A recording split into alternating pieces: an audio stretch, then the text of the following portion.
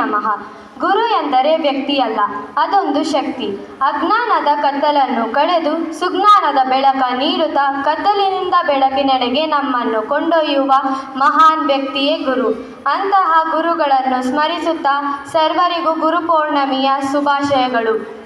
ಈ ದಿನ ನಮ್ಮ ಶಾಲೆಯಲ್ಲಿ ಗುರುಪೌರ್ಣಮಿ ಕಾರ್ಯಕ್ರಮವನ್ನು ಹಮ್ಮಿಕೊಂಡಿದ್ದು, ಮೊದಲನೇದಾಗಿ ಪ್ರಾರ್ಥನಾ ನೃತ್ಯದ ಮೂಲಕ ನಮ್ಮ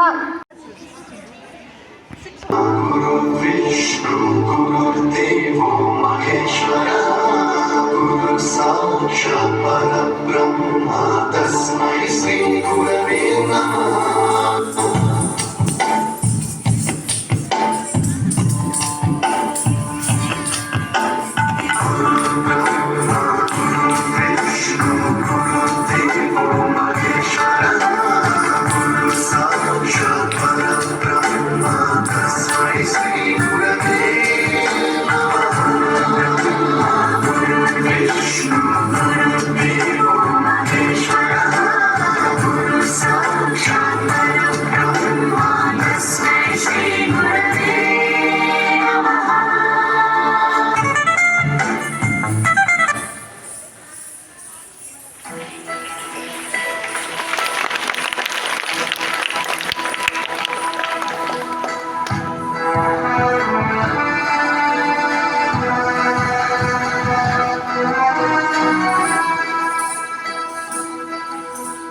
योग सिद्धाय सिद्ध बुद्धाय भद्रभावाय ही नमो.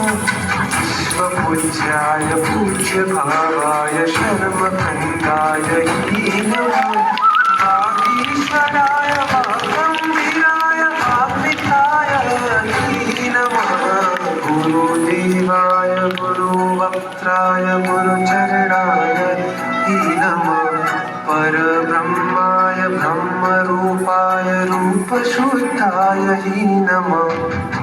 गुरुदेवाय गुरुभक्ताय गुरुचरणाय ही नमः. परब्रह्माय ब्रह्मरूपाय रूपशुद्धाय ही नमः.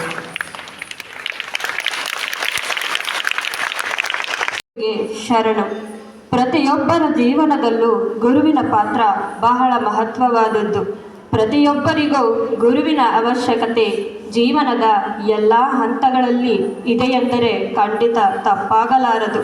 ಗುರುವಿನ ಗುಲಾಮನಾಗುವ ತನಕ ದೊರೆಯದಣ್ಣ ಮುಕುತಿ ಎಂಬಂತೆ ನಮ್ಮ ಪ್ರತಿ ಹಂತದಲ್ಲೂ ಗುರುವಿನ ಸ್ಪರ್ಶವಾದಾಗ ನಮ್ಮ ಯಶಸ್ಸು ದುಪ್ಪಟವಾಗುತ್ತದೆ. ಅಜ್ಞಾನ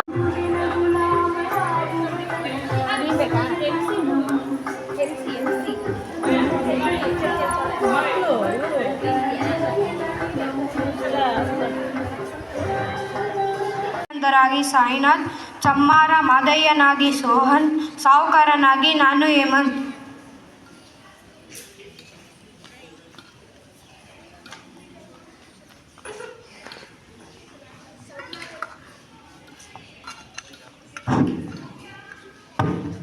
ಸೌಕರ್ಯ ಹೇಳು. ನಮ್ಮ ಹಳ್ಳಿಗೆ ಸ್ವಾಮಿ ವಿವೇಕಾನಂದರವರು ಬಂದಿದ್ದಾರೆ. ಸರಿ, ಅವರನ್ನು ನಮ್ಮ ಮನೆಗೆ ಊಟಕ್ಕೆ ಕರಿ. ಸರಿ ಸೌಕರ್ಯ. ಯಾರಲ್ಲಿ ಹಬ್ಬದ ಭೋಜನವನ್ನು ತಯಾರಿಸಿ.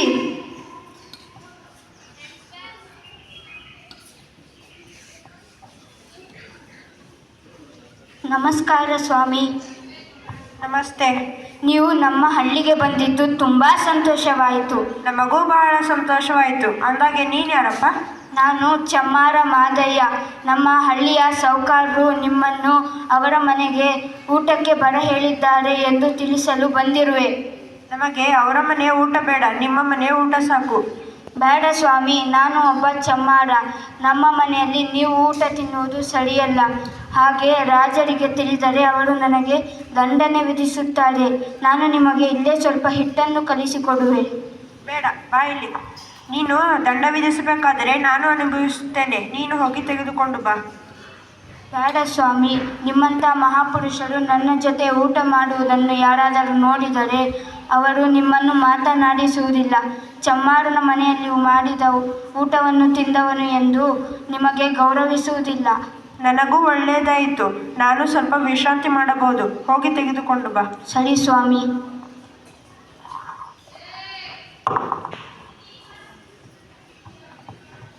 ನಿಲ್ಲಿ ಸ್ವಾಮಿ, ನಿಮ್ಮಂಥ ಮಹಾಪುರುಷರು ನೆಲದ ಮೇಲೆ ಕುಳಿತುಕೊಳ್ಳಬಾರದು. ನೀವು ಆ ಕುರ್ಚಿಯ ಮೇಲೆ ಕುಳಿತುಕೊಳ್ಳಿ. ಪರವಾಗಿಲ್ಲ, ನಾನು ಇಲ್ಲೇ ಕುಳಿತುಕೊಳ್ಳುತ್ತೇನೆ. ನನ್ನೊಂದಿಗೆ ಊಟ ಮಾಡು.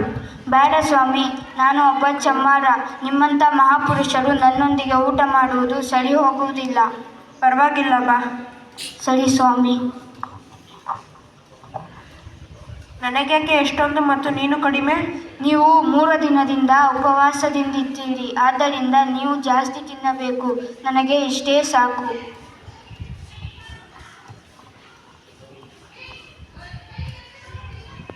ಮಾದಯ್ಯ, ಬಾ ಇಲ್ಲಿ. ಹೇಳಿ ಸ್ವಾಮಿಗಳೇ, ನಿಮಗೆ ಏನು ಸೇವೆ ಮಾಡಲಿ? ನಿನಗೂ ಹಸುವಾಗಿದೆ ಎಂದು ನನಗೆ ತಿಳಿದಿದೆ. ನನ್ನ ಊಟ ಸ್ವಲ್ಪ ನೀನು ತಗೋ. ಬೇಡ ಸ್ವಾಮಿ, ನಿಮ್ಮಂಥ ಮಹಾಪುರುಷರ ಊಟವನ್ನು ನಾನು ಸ್ವೀಕರಿಸಬಾರದು. ಪರವಾಗಿಲ್ಲ, ನೀನು ಹಸಿದಿದ್ದೀಯ, ತಗೋ. ಸರಿ ಸ್ವಾಮಿ.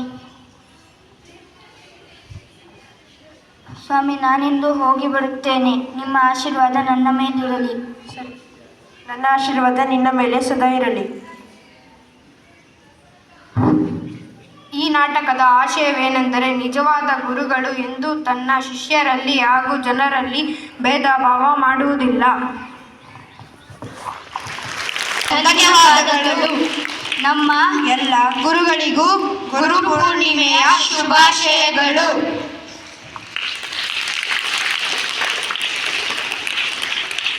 All our beloved teachers and my friends. The word Guru is derived from Sanskrit language, which means remover of darkness. The festival of Guru Purnima is celebrated on the full moon day of the bright half of Ashada. On this day, Gurus are worshipped and respected.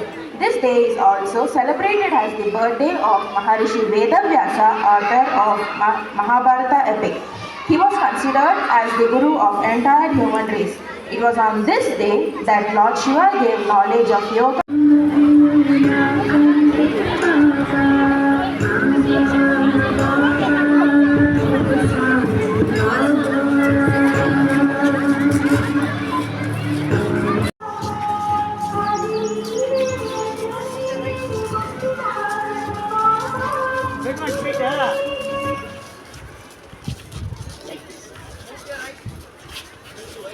Everyone hold like this.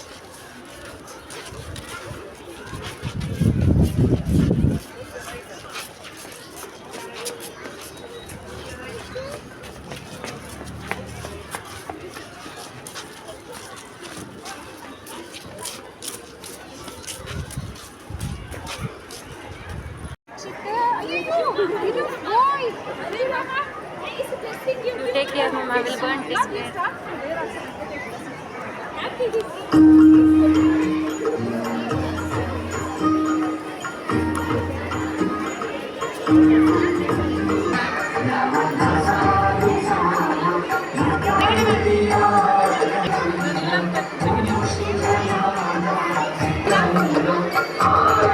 Sai Baba